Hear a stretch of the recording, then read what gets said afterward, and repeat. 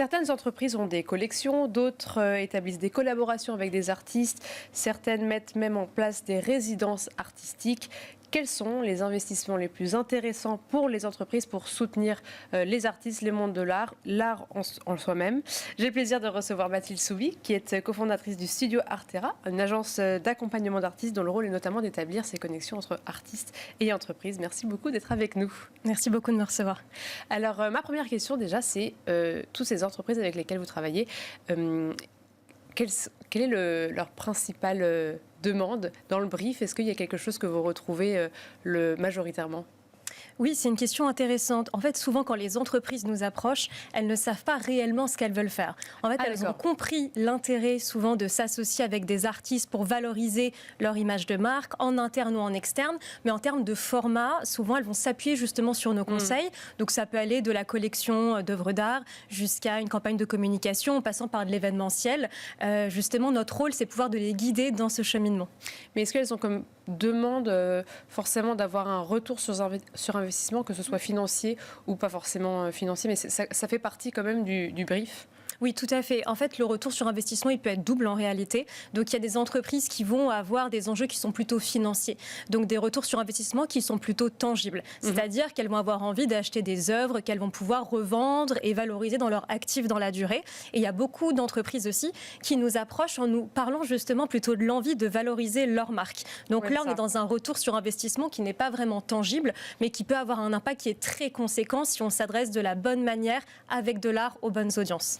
Et pour commencer par l'investissement financier, est-ce que vous avez vous accompagnez des entreprises qui font des investissements financiers qui s'avèrent être rentables?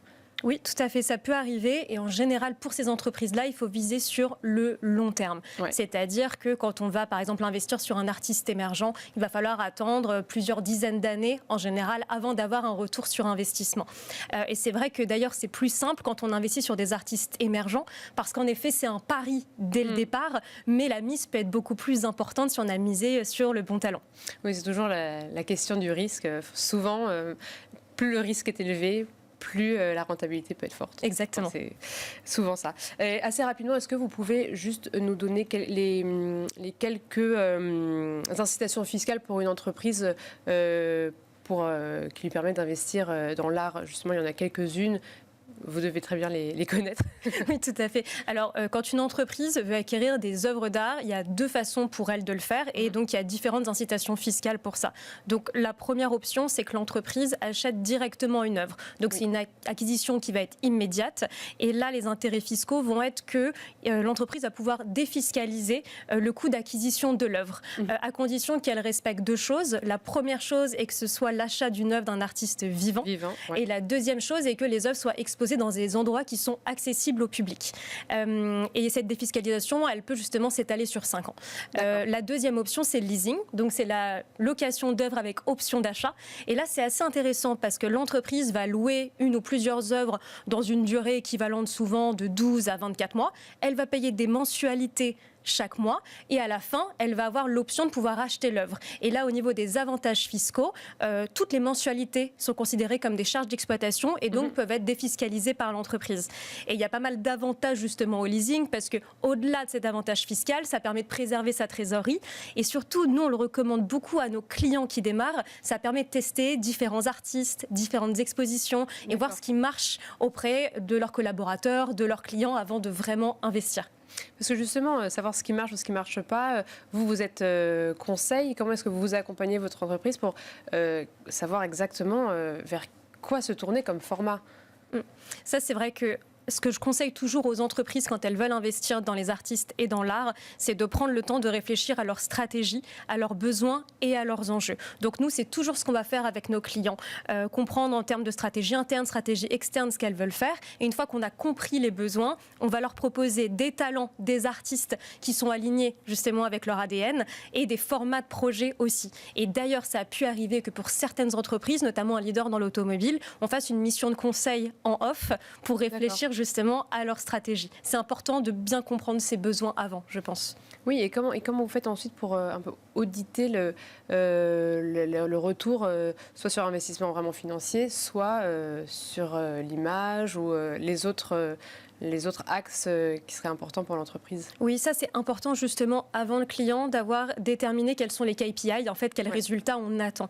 Donc en fait ça peut être qualitatif, c'est-à-dire quel va être le retour des clients, quel va être le retour des collaborateurs, et ça peut se mesurer, mais ça peut être aussi quantitatif. Par exemple, quand on fait une campagne de communication avec un artiste, on peut mesurer combien de reach on a eu sur les réseaux sociaux, et ça justement c'est vraiment au cœur de ce qu'on fait, c'est-à-dire qu'on va considérer les artistes aussi comme des leaders d'opinion. C'est-à-dire quand une marque ou une entreprise s'associe à un artiste, ça va être aussi pour véhiculer sa vision, ses valeurs, et ça c'est assez facilement mesurable en réalité, et ça peut même l'être sur les ventes en fait. Oui, tout à fait. Ouais. Vous avez des exemples à nous donner où une campagne qui a particulièrement bien marché? Je ne sais pas, est-ce que vous avez déjà eu un retour, soit qui était remonté en interne de l'entreprise, ou une visibilité qui a vraiment été modifiée après une campagne? Oui, alors on a eu plusieurs projets, mais il y en a un qui a été assez marquant. On a travaillé avec Bombay Saphir, qui est donc une marque de spiritueux, et qui nous a commissionné pour réaliser un projet d'ampleur avec l'artiste Caroline Dervaux au cœur de Paris, à l'hôtel Hoxton.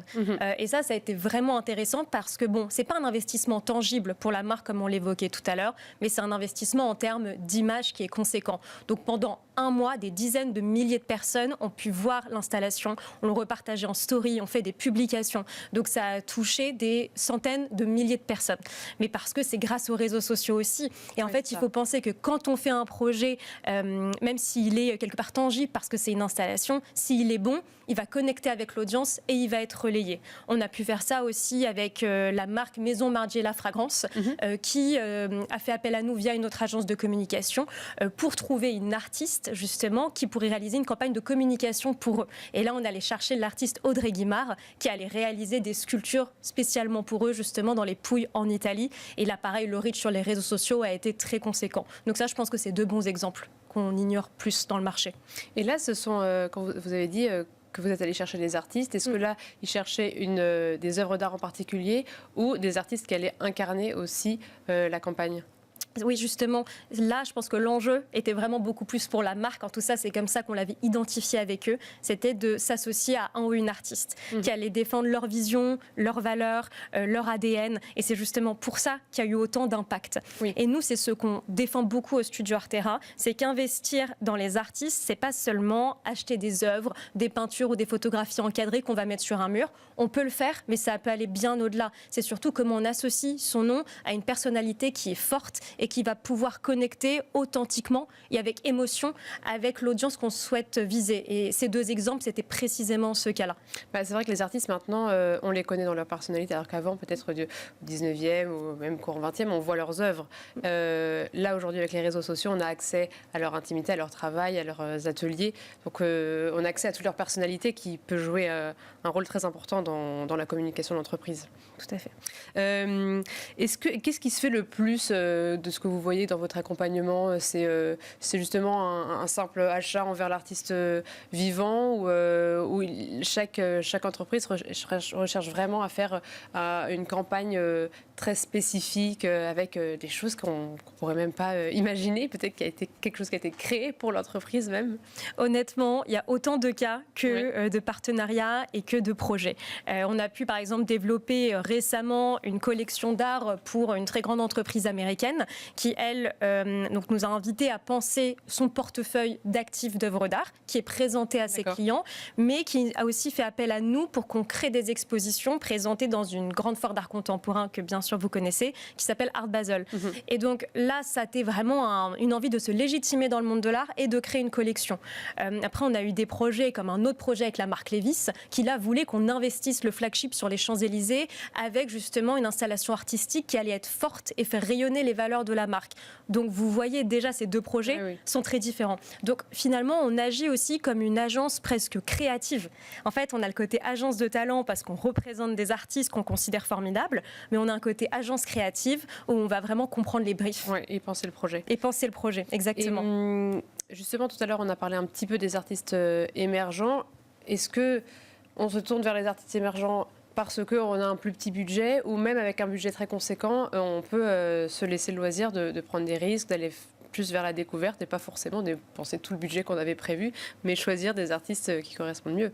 Oui, alors justement, je pense que ça arrive dans les deux cas. C'est vrai que pour une plus petite entreprise, une PME par exemple, on peut tout à fait investir dans l'art et les artistes et on peut investir dans des artistes émergents qui sont plus accessibles financièrement. Mais de très grandes entreprises qui ont beaucoup de moyens vont aussi investir dans des artistes émergents, comme l'entreprise américaine que j'énonçais tout à l'heure. Parce qu'en fait, finalement, au point de vue financier, ça diversifie le portefeuille. Donc ça, c'est intéressant. Et en plus, investir dans un artiste émergent, c'est faire preuve d'audace, c'est faire preuve d'innovation, c'est devenir presque visionnaire pour une entreprise. Et ça, c'est très fort, autant auprès des collaborateurs et la marque employeur qu'auprès des clients, des prospects. Il nous reste quelques minutes justement du côté des artistes, eux. Comment est-ce qu'ils acceptent sans aucun problème d'être mêlés aussi à une entreprise? Est-ce que justement vous faites attention à ce que du côté de l'artiste les discours soient concordants? Comment ça se passe du côté des artistes? Oui, justement, je pense que les artistes, tout est une question de discours aussi. C'est-à-dire que c'est important justement qu'il y ait un trait d'union entre l'entreprise et l'artiste parce que c'est deux langages très différents et souvent ils veulent la même chose mais il faut réussir à le traduire pour que les deux puissent se comprendre. Donc déjà il y a ça et après évidemment nous, notre rôle c'est toujours d'aller sélectionner des artistes qui vont résonner avec l'entreprise et avec lesquels ça va pouvoir marcher. Et ça, justement, c'est un travail en fait de tri, de spotting en fait et de veille permanente qui fait partie de notre métier. Eh bien, merci beaucoup Mathilde Souvi. Je rappelle que vous êtes cofondatrice du studio Artera, qui est une agence d'accompagnement d'artistes. Et merci beaucoup à vous toutes et tous de nous avoir suivis. C'était Art et Marché.